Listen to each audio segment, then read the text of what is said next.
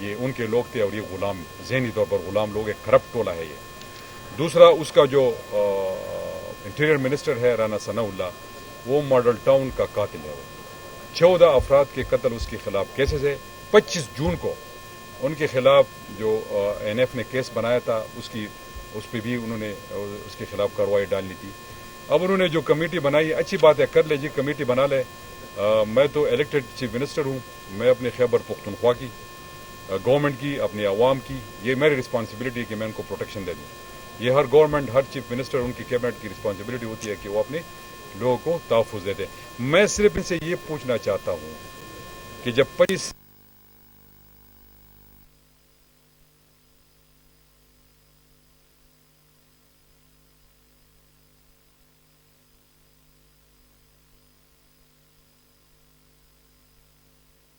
کیے اور اس میں سے وہ عام نارمل وہ شیل نہیں تھے یہ.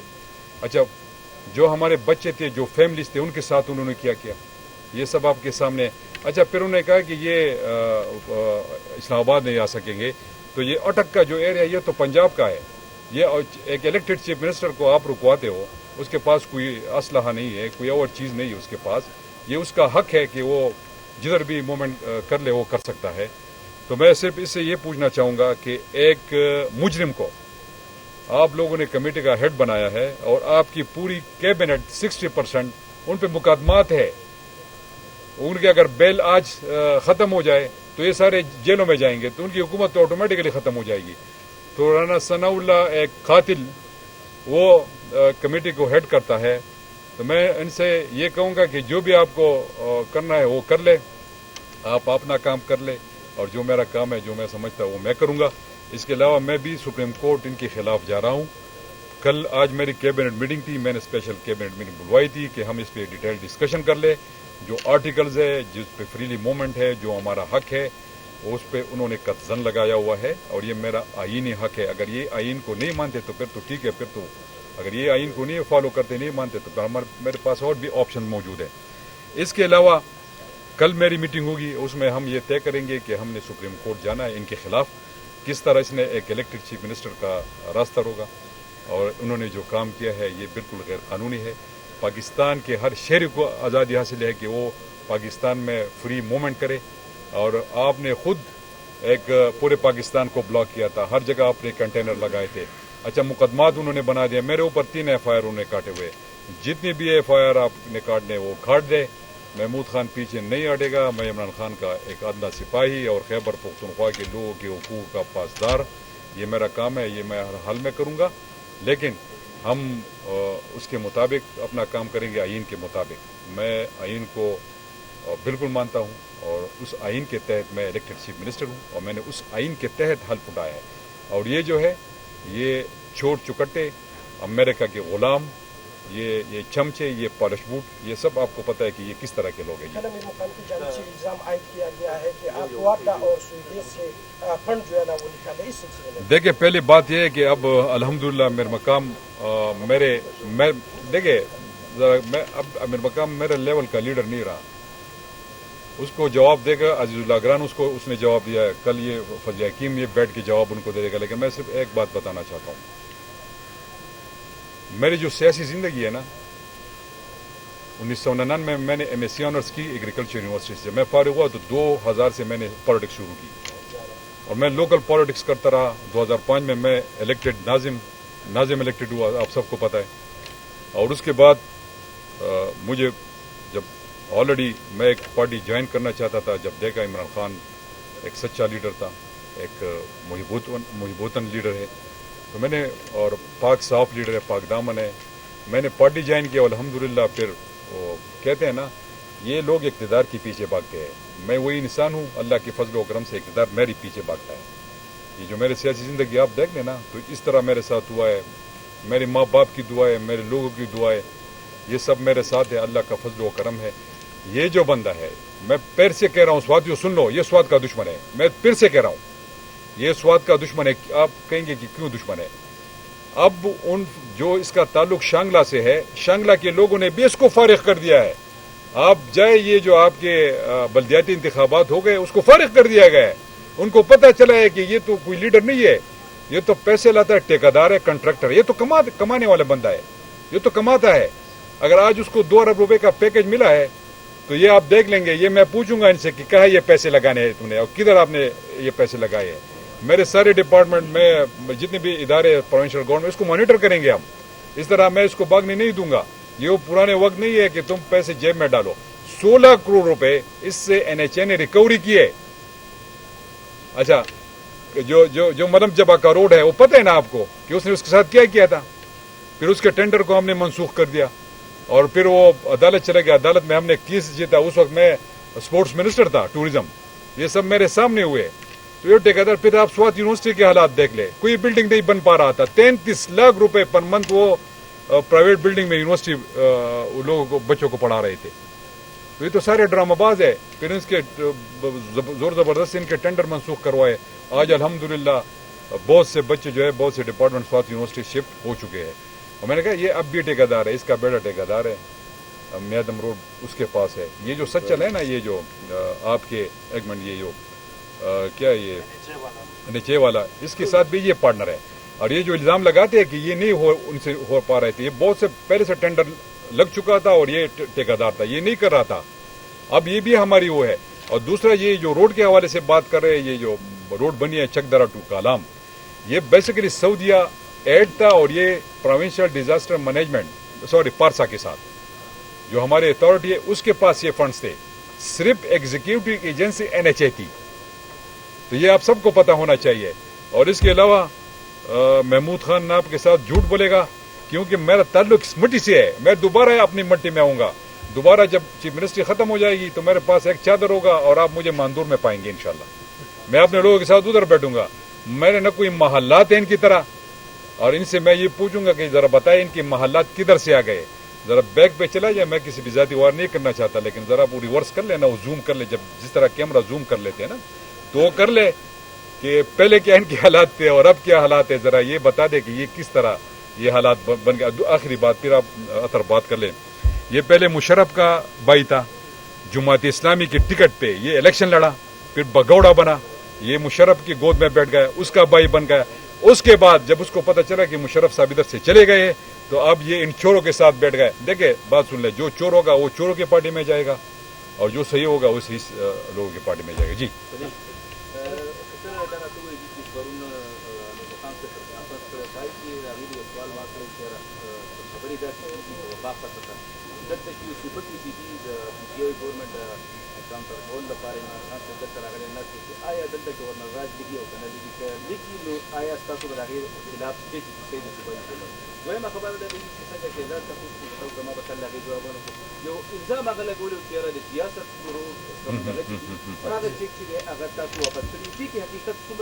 اچھا, یہ اتر اس طرح ہے نا, جب میں نے حلف لیا تھا تو میں نے کہا تھا کہ میں سچ بولوں گا.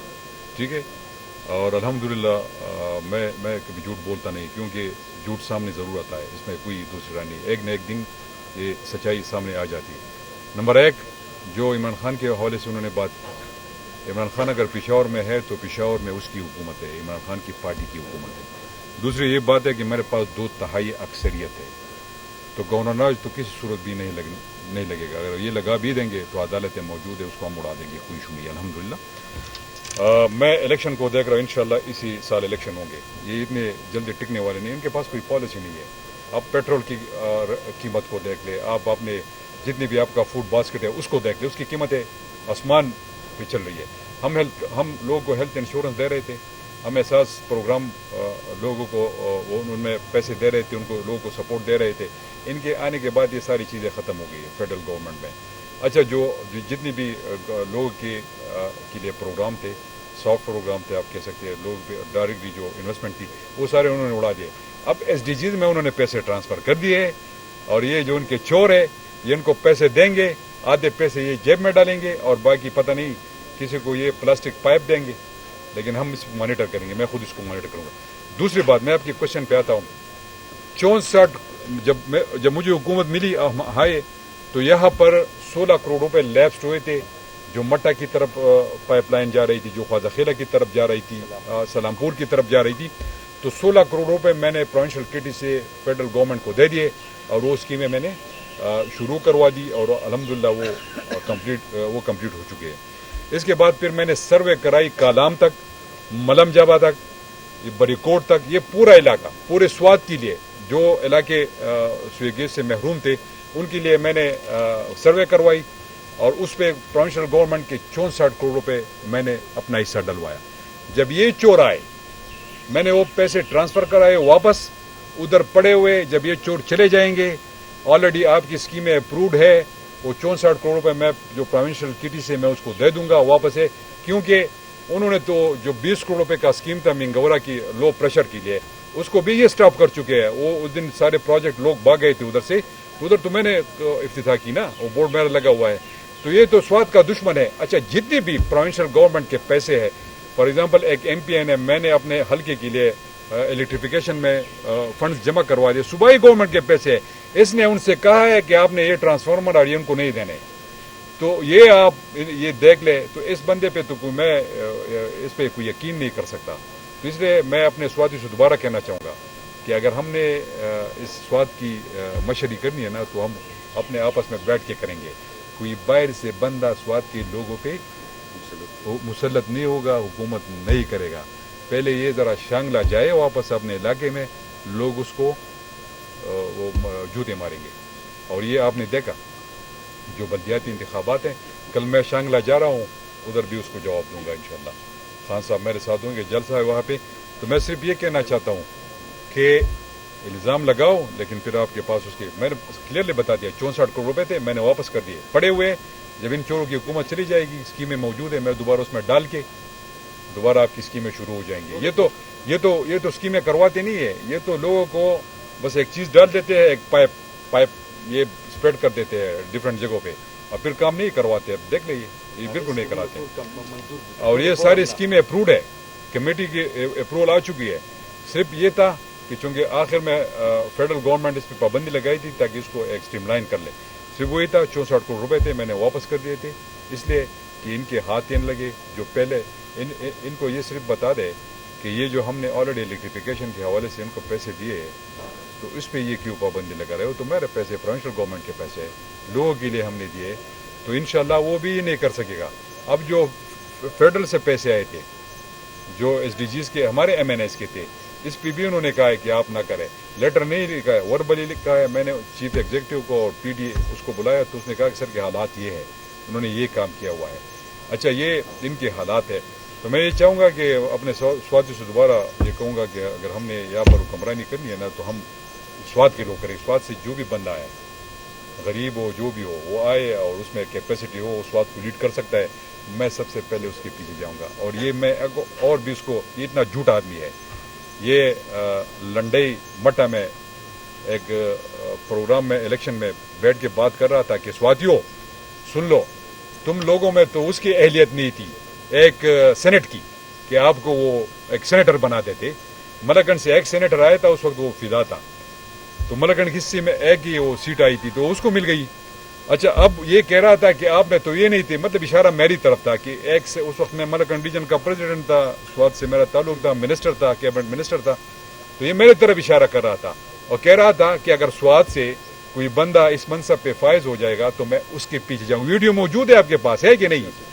تو یہ کہہ رہے کہ میں سیاست چھوڑوں گا، سیاست چھوڑے، سوات کو چھوڑے، واپس شانگلہ چلے جائے۔ یار میں صرف آپ کو یہ مشورہ دوں گا، باقی میرے پیچھے نہیں۔ یہ وہی بندہ ہے جو خان صاحب کے پاس آیا تھا کہ میں پارٹی میں شامل ہونا چاہتا ہوں، یہ ہم سب نے مل کے اس کو واپس بگا دیا تھا کہ آپ کی جگہ پاکستان تحریک انصاف میں نہیں ہے۔